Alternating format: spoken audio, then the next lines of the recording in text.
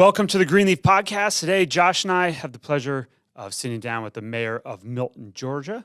So, Peyton, welcome. Thanks for being here. Thank you for having me. So, we recently purchased a deal in Milton that we're super excited about. We've been buying a lot of these single-story office buildings, and through that process, we met you. So, we're excited to hear a little bit about Milton and what you all are working on up there.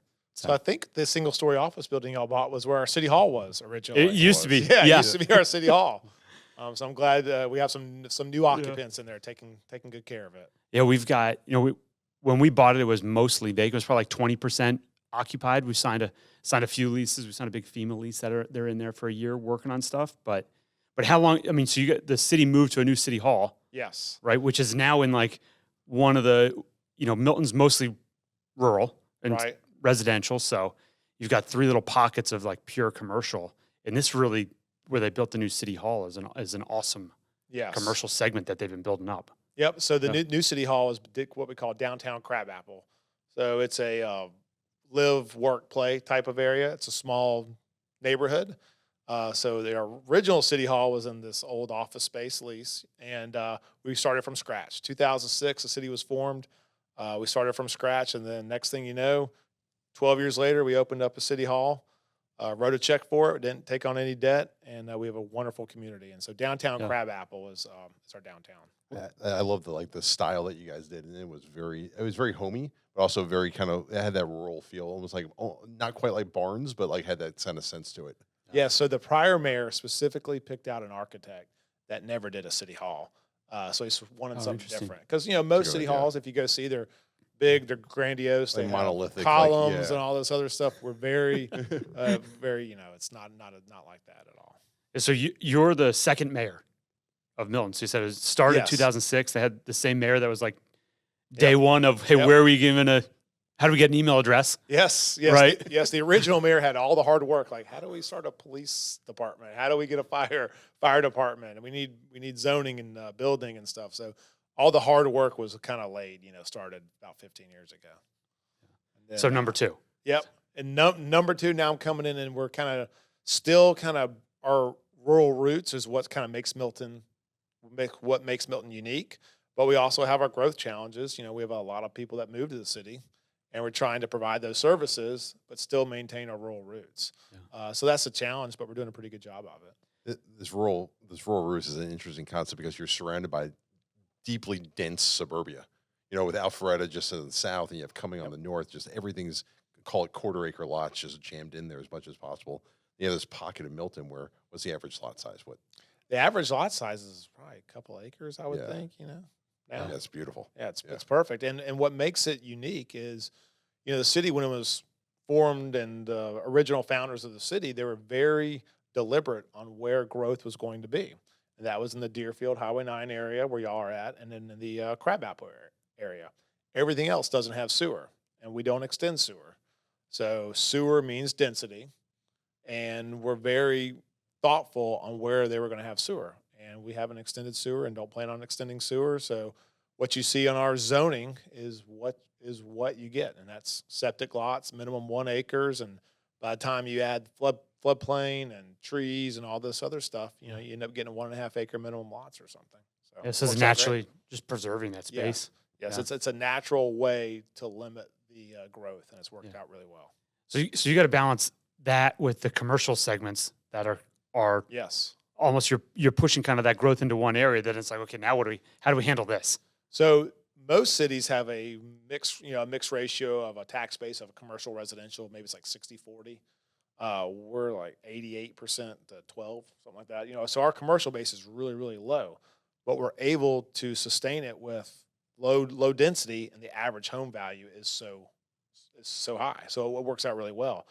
But one of the things that we've been trying to do, and we're going to continue to do, is in those densely populated areas where we already have the commercial and it's zoned commercial, we're trying to reinvest and give everything we can to the people to redevelop those areas, because that is the future of Milton as far as our tax base is concerned. And just everyone loves to live close to something, but not affect your day-to-day life. You know what I mean? Close, but not. Yeah, close, but not in your backyard. So we really need to support those current businesses. So is that how you're going to diversify like the tax roll basically. Of how, Yes, correct. So I mean, in a perfect world, we would have because right now like the Deerfield area is zoned. It's all zoned like office. So it was all zoned like 2017. So it was pre COVID. They thought it was going to be high density office, and that's where our commercial tax base was going to come from. Well, it's not coming as we thought. COVID changed the game on that, and so Milton wants to adopt to some of the new stuff. We're meeting with local developers. People that maybe want to do some different unique things with their property that I think is going to complement our residents. And that's what's important. So what we always do is we listen to our residents, see what they want, see what they need, do a market analysis, and try to give them what they want and support it. Yeah, so Milton has 40,000 people, roughly. Yeah, 42,000. You got a good number of people. It's like, how do you? And I'm always curious, like, how do you Alpharetta. talk with all that's 40,000 people you got to effectively communicate with? Correct. And it's unique because Milton it's divided up in three segments, all with different wants and needs, right? We have our crabapple community, small business, local, walk to schools, great neighborhood feel. We have our rural Milton, right, which is our minimum 1 acre lots, more equestrian, more horse farms. And then we have our District 3 area, which is the Highway 9 area. And that's where our commercial densely populated tax base is. And we have to make sure we are looking out for all of them in these decisions. Yeah. I mean, as a city, I mean, you're trying to do that. But you guys, we've talked to other mayors and other cities, and like you have different like services and roles that you provide. I mean, you guys do it all though. You have all the police, you have all the fire. We do it all, and that is one thing that we have learned. We have our Parks and Rec offerings started from nothing, right? So we've bought hundreds of acres of park space, provided parks programs for our youth. Police and fire. We've built more fire stations because prior to the city of Milton, it was unincorporated Fulton County. We'd be lucky to have one or two sheriffs drive over 40 square miles. And then if you want to fight a zoning battle, you had to drive all the way to downtown Atlanta to fight a zoning battle, and you're dealing with elected officials that didn't understand your day-to-day life. And, so it worked out really well when these new cities were formed. Johns Creek, Sandy Springs, Milton. It's worked out really well. Because Milton's part of Fulton County. Yes. So Fulton County is all of not real Atlanta, but we joke it's like the full downtown Atlanta experience. Correct. It's vastly different than Milton. Correct. And there are different wants and needs from as far south as College Park to as far north as Milton. And what's good and unique about all this is that all the mayors, we do all talk. We have great relationships, especially the North Fulton mayors. We have a wonderful working relationship. I have great relationships with South Fulton mayors too. And so it really is a team effort. How many mayors are like within? There's 13 cities within Fulton County. That includes Atlanta. Yeah, with City of Atlanta being one of them. Yeah, Atlanta's a big one. Hey, it's 13. Yeah. It's still Exactly. Just another number. Exactly. Yeah. We have like Mountain Park, which is a city I think that has maybe a couple hundred residents to as big as Atlanta. Yeah. Have you guys looked at schools? About you're currently your Fulton County schools instead Correct. And you could possibly be Milton schools. I don't think that could ever happen. That would just be they're so big, and the level of government already entrenched there would be almost impossible, I think, for that to happen, because there was a push, and we almost got it, was to have a Milton County. That's always been the thing. There's different wants and needs for people that live in South Fulton compared to people that live in North Fulton. There's always been this battle. Well, they're getting that, and I think we should get that, and it's just bickering back and forth. Human nature, almost. Yeah, it's just human nature. And so there was this push to have Milton County, and I think it fell short at the state house by a few votes, and that was the closest it ever got. Yeah. And I don't know if it will happen, but I'm definitely someone for it for sure. But I just have to focus on our residents and just move forward. That makes sense. So, you mentioned you went out and bought all these parks. How does that even happen? Like, you got to go literally secure land, build everything from scratch. Right? So in 2016, the city passed a bond referendum for just passive parks. So $25 million, we went out and bought park space. We still have some money reserved that we're looking at some other passive parks. But that was for passive park only. And what is passive? Passive means you can't have like football fields and lights and stuff like that. This is more trails, hiking, Oh, yeah, fishing, yeah. nature. And so we have hundreds of acres. Kind of like passive management versus active management. Correct. Okay. Exactly. So we have passive parks and we have active parks. Passive parks, we've done a great job. I still hopefully we'll have one more acquisition soon.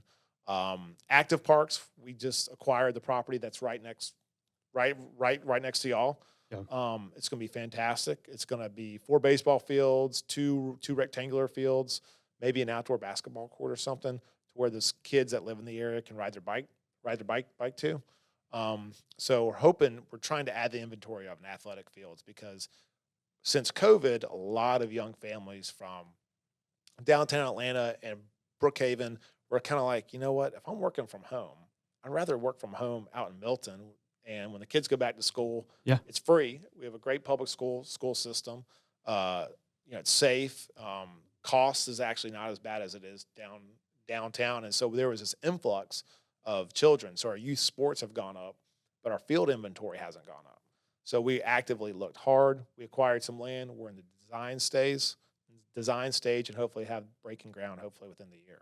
So that'd be a good goal. It sounds pretty cool. We always look at our real estate projects from like, how long does it take to actually acquire something, to then how long does it take to get started doing the work, and then sometimes doing the actual work is like sometimes the easier part. It's going to take some time, especially. I love government. I love city government, but it just takes time. You have to have input from as many citizens as possible. Unlike in my private sector, you just make a decision and that's the decision. But we have 42,000 bosses that we need to listen to, and it's important to get their feedback. And so we're in the design stage now. It's in that public input process. We'll get their input. We'll talk to all the sports providers, figure out, lacrosse is going to want this many fields, baseball is going to want this, let them have that dialogue.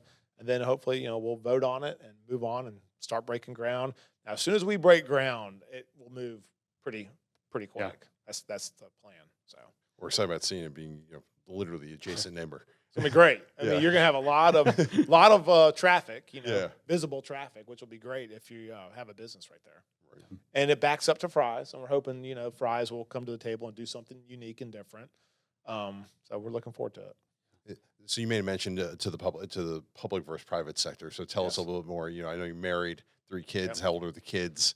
Oh yeah, I have a handful. What is the private versus public? So I have a handful. So I have 3. My wife and I, we both went to Auburn. We moved back. I was originally from Roswell. I thought I was going to live in Roswell with my family. We were going to raise a family. So we drove around, and I drove just a mile up the road. I'm like, oh man, it's beautiful here. So we put our roots down in Milton. I have a 15-year-old boy, 13-year-old girl, and a 10-year-old boy. So I have 3 kids, and in my private sector, I own a wealth advisory and accounting firm, and it's right across the street from City Hall. So it's pretty convenient if they need me. I can just walk across the street. Yeah. Usually people in the community, they see me. I'm walking around with a cup of coffee, like just in a circle. I'm just going back and forth on the phone. But it's great. We have a wonderful community. But having a different hat on, private sector and public sector, definitely gives you a unique experience on both sides, for sure. And I'm glad I had a little bit of a learning curve. I didn't just jump in as mayor. I was on a planning commission board for 4 years, on city council for 4 years, and then I've been mayor for 3 years now. So you've been in this for a pretty long time. So you get started fairly young into this thing, and it's a whole lot of time commitment versus balancing a career that you got to grow and provide with as well. Yes. I tend to put a lot of things on my plate. I love giving back to the community.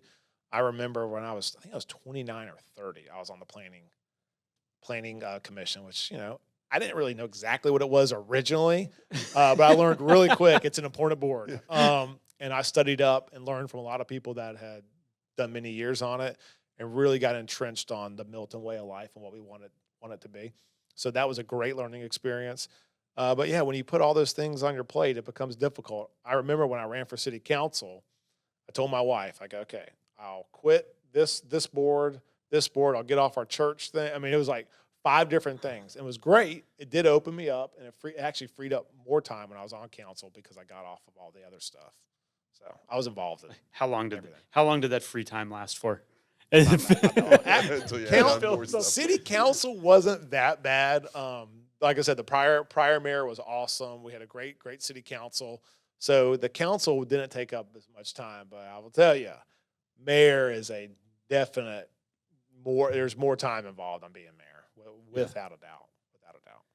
And then, we're talking a little bit like, so you being the second mayor, right? So you get elected. You're like, okay, now I'm going in and I'm doing this. What point you're like, hey, I think I definitely want to do the mayor route, or is it like, how do you decide that when you're saying, I think I'm going to do this? So, and then what did your wife say? Was she's like, wait a minute here? well, I think she knew it was coming. She knows I'm extremely driven. I like to succeed. I love giving back. She knew I enjoyed the council stuff. She knew I enjoyed the planning commission. I knew the prior mayor and I had a great relationship. He was just wonderful. And so I talked to him a lot because he owned his own business too. And I'm like, how do you find time doing this? And of course, he's like, it's not that bad. It doesn't take up that much time. He's also like, looking for who's going to go second. And about 3 months in, I'm like, man, what is that guy talking about? But it worked out really well. But there were a lot of discussions with my wife and the prior mayor to make sure. Yeah. Because when I commit to something, I don't want to just, I want to go in full steam ahead. Yeah. So it's been great. So you're the parks department. You're building this new like this. So this is active park. You got to actively manage it and basically have a team of people to run these things. I mean, it's a huge park. It's not just a walking trail. Correct. So this is our second large active park. So we have Bell Memorial Park, which is basically the original park. They renovated that about 6 to 8 years ago now. And then this is a brand new park. I mean, our park staff has gone from from one to now I think we have three or four. And it's not only the active park stuff that we manage with all the sports providers, but it's also all the passive parks and stuff. I mean, we have trails, all over Birmingham Park, which is 130 acres. That's just basically our equestrian park. So we have people that manage that. We have Providence Park. We have Lackey Road. I mean, we've bought up a lot of parkland, and we're going to continue. And a lot of it's not even open yet. This is money that we just banked it, right? We bought the land. We're just banking it. And we're slowly opening it as we have funds and we have plans in place. Milton is very good about making sure we have a plan and get public input before we open up something. Yeah. So we're trying to get as much feedback as possible. We want to do it right without wasting money. We're very smart about that. So you guys as a city got a bond to be able to go buy all this land. Yep. You still have some money left from that bond? We have about $5.6 million left. I'm hoping to do one more acquisition. Crossing my fingers. I would like to have it done this year, but you got to be careful. For an active park or for passive? For another, so for more passive? That will fulfill that passive park bond. We've done our active park stuff. So we're going to be, we took care of our parks these last couple of years for sure. Looking forward, I think we want to continue on public safety. That's a big ticket item that I think that we can continue. We are already a safe city, but I want to be the safest city in Georgia. I want to invest in our police and fire. We have another fire station scheduled to break ground soon. That'll be our 5th fire station. Compared to what we were in Fulton County, we've done a lot of good. But as your city grows, you have to provide these services, and we do a really good job of managing it. One of the things that I love about the city, and I'm a finance guy, is that we, instead of taking on debt, we have a pay-go system. So when the budget process comes in, we have our capital projects, and we allocate dollars, almost like a savings account for each capital project that it will pay as you go. So when we're ready to open up the fire station, we'll write a check. When we're ready to open up the indoor community center, we'll write a check. That's always been the plan in place. Instead of what some cities do is that they'll keep lowering the taxes. The elected officials like to lower taxes.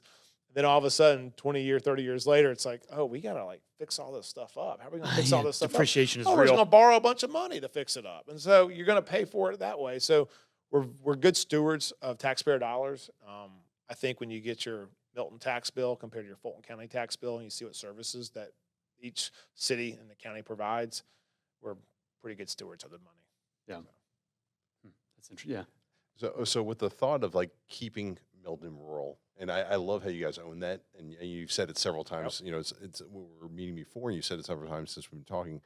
How do you combat that compared to the other Fulton County cities that are developing? We talked about multifamily earlier, and they're just developing multifamily until there's no tomorrow, right?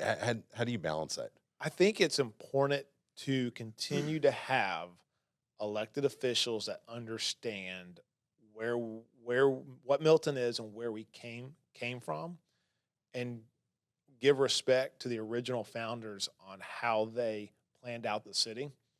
So as long as we stick to our guns to that, they can Alpharetta, Johns Creek, and Roswell, they can be whoever they want to be, but Milton is going to stay Milton because, we love the area. And if we have elected officials that continue to believe in that, that's how we do it. I mean, I'm not like, I don't really worry what they're going to build. That's their city. We started from scratch, which helped out a lot.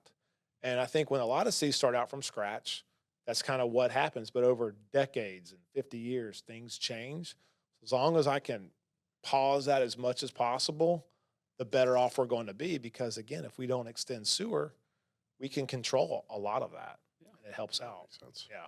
So Milton's, so it's 40 square miles, basically? About 40 square miles. And it's 98%. How much residential percentage-wise? I think about 85, 88% Yeah. residential. So you still got you can still have thousands of acres of commercial space. Yeah, I mean, and we do, and it's all mapped out, it's all properly zoned, and it's done. Crabapple still has some areas that could do some zone.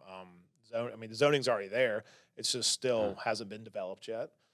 Same thing with the Highway 9 area. I mean, there's still a lot left to kind of be done. Speaking of the Highway 9 area, Georgia Department of Transportation, they're going to come in and do a four-lane highway. That's going to be a massive project that was supposed to start a long time ago, and it's been delayed again for the reasons that GDOT has. But hopefully that might be another 3 to 4 years. So how do you coordinate with them on getting that done? Because everything that borders that is like a private. People own all of the land along the way, and Department of Transportation. And is it you as the mayor, as the city manager, or is it everyone? That's got to get in there. The GDOT's, the right-of-way stuff, that's all Georgia Department of Transportation. And they had an issue where they thought the right-of-way was being purchased and everything, and come to find out they had an employee that really was forging some documents and stalled the process.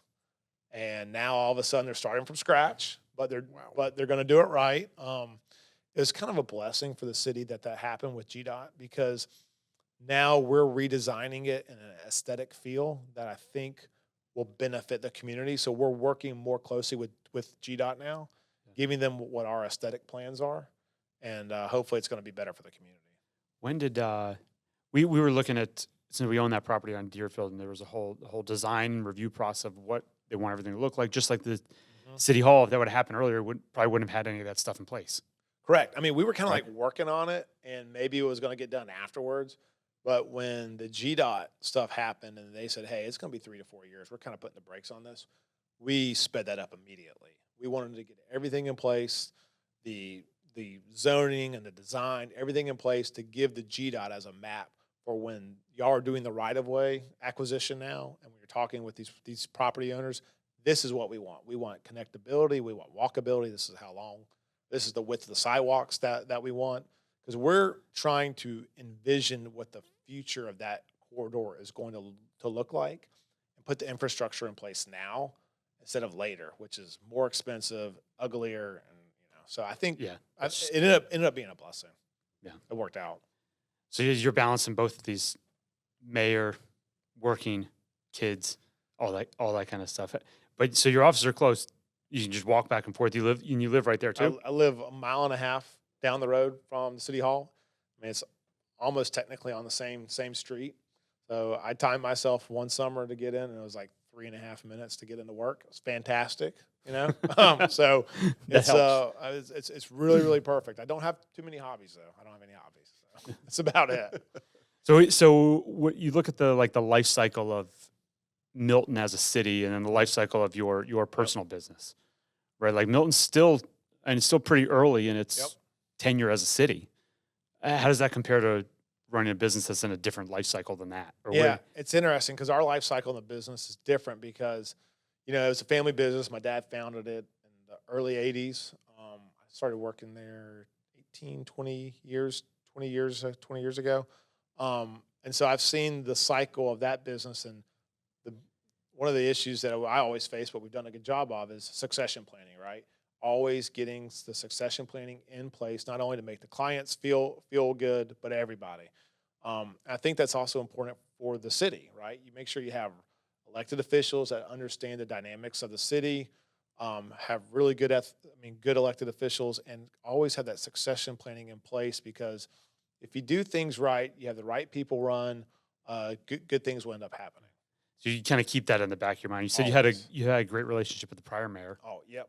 A lot of times these cities Yes. mayoral elections are not necessarily like smooth sailing No, they're not.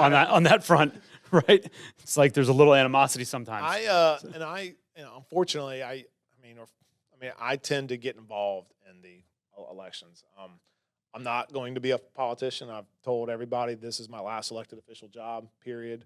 I have no aspirations to do anything else. Then all of a sudden you run on partisan stuff, and that's really not my favorite thing, to get into partisan politics.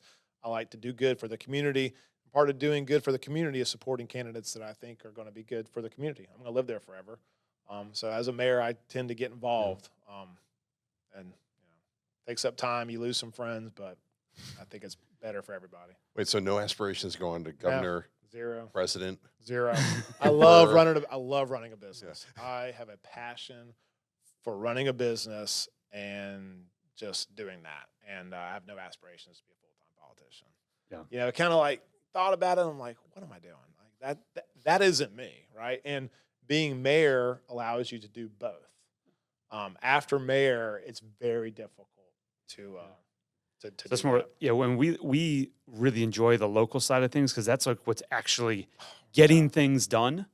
I mean, larger politics are more, I don't know, probably more fun to argue and debate about. Yep, correct. But the local stuff is like, hey, I actually want to get the permit to convert this building. No national politician really cares about that at all. But the local zoning is like, how are we actually going to get something done on a local level? And what does this area actually need? And it's amazing. People don't vote in local elections. Turnout is always low. And it amazes me because it affects their day-to-day life. I mean, your local elected officials will affect your day-to-day life. It will affect your pocketbook, your property value, more than the federal elections. Yeah, And but it's like, it's kind of seems like oddly weighted, right? Yeah, And it's really, I think the American people, for some reason, they like the whole TMZ stuff, all the federal fighting, all those elected officials fighting and the debates and the name calling. I think they like that stuff, which is unfortunate, but that's just, I think that's what draws the numbers out. So, and I think, when you start pulling on people's emotions and stuff, it kind of starts getting people out there to vote. And I think, but try not to do that. Like I said, I'm boring. I want to build some parks, have a safe environment. But the boring stuff is actually what matters. It's important. Yeah, when we first bought our one asset there, we went and we're like, okay, so what are we able to do with this space? Like, what's there? We sit down with the zoning, and they're like, well, what does this say on the list that you can do? We're like, well, it says all these things. Then that's what you can do. I was like, that it? That was like the extent of there was no like so simple gray area of this or that or wishy-washy. It was like, no, it's like whatever's on that list, like that's what you can do. If it's not on the list, you can't do that. But if it is, then you can do it. I was like, well, I guess we didn't really need to.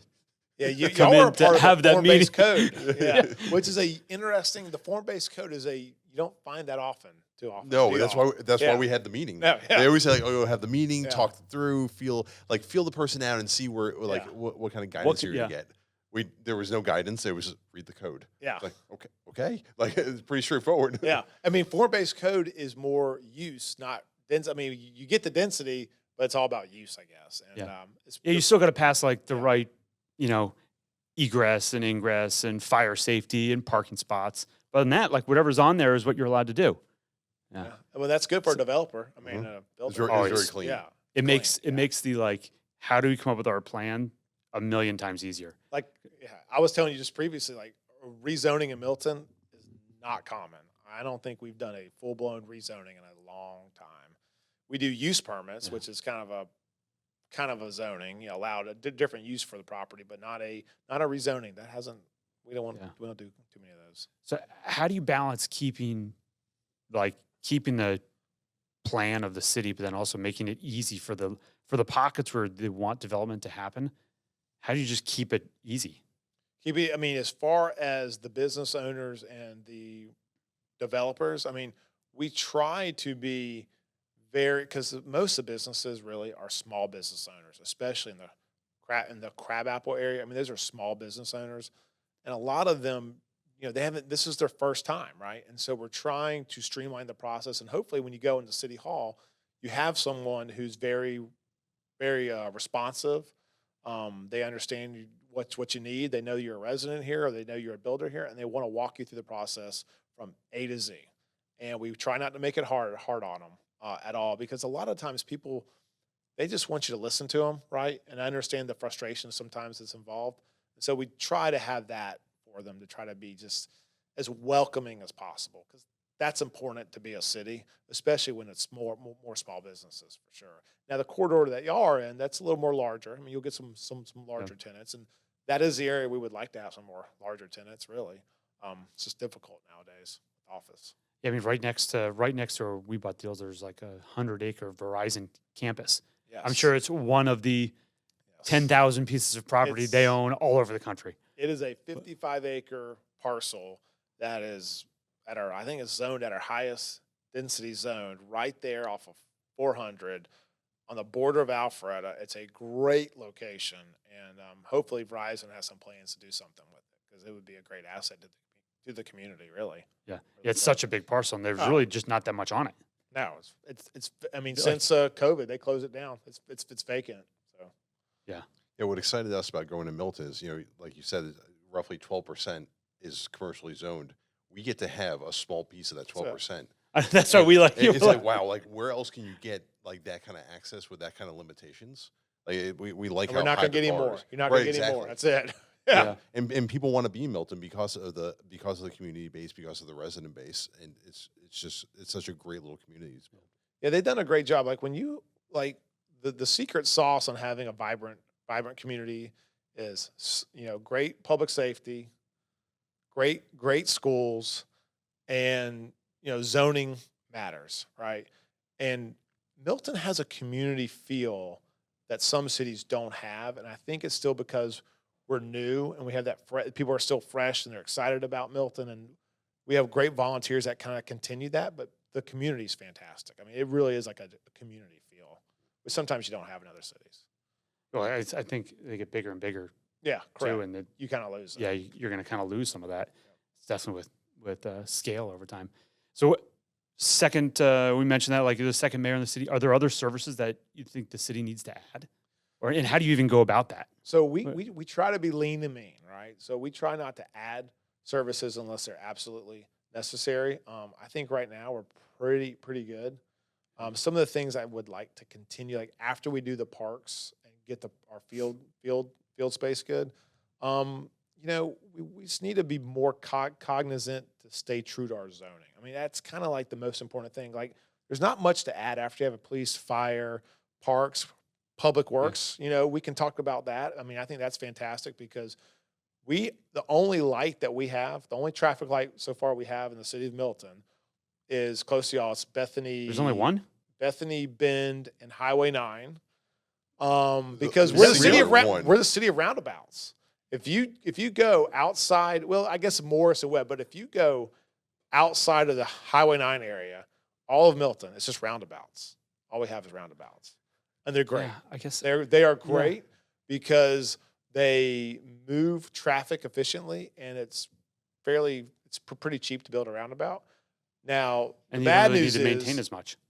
We maintain less. They're safer. They're safer than lights. Now, the difference is they push traffic very well, but all it does is it pushes the problem to the next intersection. Yeah. So after we build one roundabout, we have to build another one, and then another one. But they've worked great. We continue to build them. We got 3 more in the pipeline. So we're the city of roundabouts. We don't have any traffic lights other than the Highway 9 area. So the term like down by the 4-way, like that Mark always uses. Yeah, No. it's like something like Okay. yeah. There's no more 4-ways. Yeah. Yeah. Interesting. There's only one. So if y'all ever drive through Milton, you'll just go through roundabouts. It's like you're going. It would be interesting. And now a lot of I go to cities the have one. So the one that you have, that's the main one that I go to every time. So I'm hitting that one every time I'm That's going it. So to our property. There's 10, 20 of those. Yeah. Very cool. So does it make it more efficient to operate? I mean, you don't. Absolutely, it is. so other much more efficient. cities, do they own and operate their lighting stuff? Yeah. If it's a city maintained road, they definitely do. But a lot of the cities, if you see in their arterial roads, are doing more roundabouts. It's just it's like I said, it's safer, it's cheaper, it moves traffic. It works out really well. Yeah. So so you guys have a traffic engineer that's helping design all this stuff? Oh yeah. We have public works and engineers, everybody that we need. Yeah. Starting that from scratch was difficult too, I'm sure. So. I'm glad, the prior mayor did all that work. Were all the roundabouts put in? I'm assuming they've been put in since the city's been incorporated. Yeah, since they weren't like no, previously there. Correct. All since the city's been incorporated. So since 2006, we've put them all in. And we're very fortunate to have the sales tax from Fulton County, where it's the traffic improvement stuff, which funds a lot of that, which helps out. Helps out quite. But it's your discretion whether you guys want to put in a stoplight or put in a roundabout. Correct. Right? Yes, correct. And I think it's for the residents, they prefer the roundabout than the traffic light, and the engineers prefer it too. So it's a win-win, really. Do you know how much each of those things cost? Like if you're It all depends on the right-of-way acquisition cost. The land. So right it depends on where we're shifting it and how much land we have to take up. But if it's a small roundabout, the right-of-way acquisition is not that much, and then it's in. And then hopefully what we're doing is some of the middle of the roundabouts, the planning and stuff. That's we have organizations that sponsor it, and so they'll pay for the planning, and it's sponsored by so and so, and that's worked out well. So we don't have to pay for some of the maintenance. So it's good. Yeah. Yeah. That makes sense. Do you get to name it something special if you sponsor it?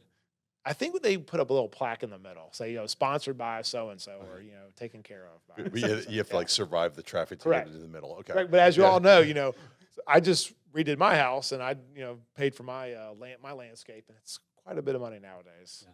Is there anything in the city it's like entertaining when these things happen when the city's like, hey, what should we name this? And they put out the naming rights. Oh man. Yes. You see like the boat, I think it was in like the UK, they named it like Bodie McBoatface. And they're like, well, that's what we got to do that. So we do something very similar when we name our parks. We kind of allow the community to give feedback, but we don't say we're gonna. Whatever number one is. Is there like a maturity threshold that you can? We kind of start limiting it down to the top 3, and then we'll let council decide. Right. We always like a staff recommendation, but we'll narrow that list down. Yeah. So the new active park you're working on, is there a name picked out, or is it gonna go to the? I have one in my head. Yeah. But that we usually don't start naming those until after they're done or they're much further in the process. I think there's a couple names that will probably be floated out for something like that, but that'll probably be a big deal because that's a huge park for us. So it's not going to go to the Bodie McBoatface. No, and we're not going to take process. we're not going to take $1 million from Coca-Cola and name it the Coca-Cola Park. Right. It'll be something true to Milton. Yeah. That makes sense. Yeah. What is if you had like a secret spot in Milton or favorite thing of Milton, what would? So this is my favorite thing. I put my headphones on and I go for a run. I do it twice a week. I'm gonna do it today. I go down Wood Road, which is a wonderful gravel road. We have a lot of gravel roads in Milton, which is unique. We don't pave them. We don't want to pave them. So we have gravel roads, and I love taking a jog down a gravel road, past equestrian, farms. It's beautiful. You see neighbors that are walking down the road too that strike up a conversation. So I like that to kind of de-stress my life. But then you'll also see me on a Sunday night down in downtown Crabapple, and I might be at Six Bridges having a beer with the family. So I'm usually at downtown Crabapple, or Wood Road, and maybe Birmingham Park, taking the kids for a little passive kind of like nature stuff. Nowadays, kids are just on electronics all day long. It's just a fight. Get off your phone. No, you can't buy that app. It's just constant. For them to get out of the house is important. And living in Milton, we have opportunities, and hopefully our citizens take advantage of it. I think it was maybe like 2 weeks ago, like right around Christmas time when it was just super cold outside. And I talked to my wife, and I was like, "These kids need to go outside." I'm like, I don't know if I want to go outside right now. Who's going to go with them? Or are they going to go on their own? It's freezing out there right now. But we just had snow, so they're at least outside playing in that. apparently there might be some coming next That's what I Monday. I heard. don't know if it's going to happen or not. We'll see. Yeah. It's amazing. We have advanced so well in a lot of things, but predicting weather, you know, it's Not on there. That's Not not on one there. of them. Yeah. Nope, not at all. Cool. Okay. Well, we really appreciate the time. Absolutely. It's fun talking and learning about how these cities operate, what you've been working on. So thank you very much. Well, thank you for having me. I'm glad y'all are investing in Milton, and I'm here to help you out in any way. Cool. Excellent. Thanks. God, thank Thank you. you.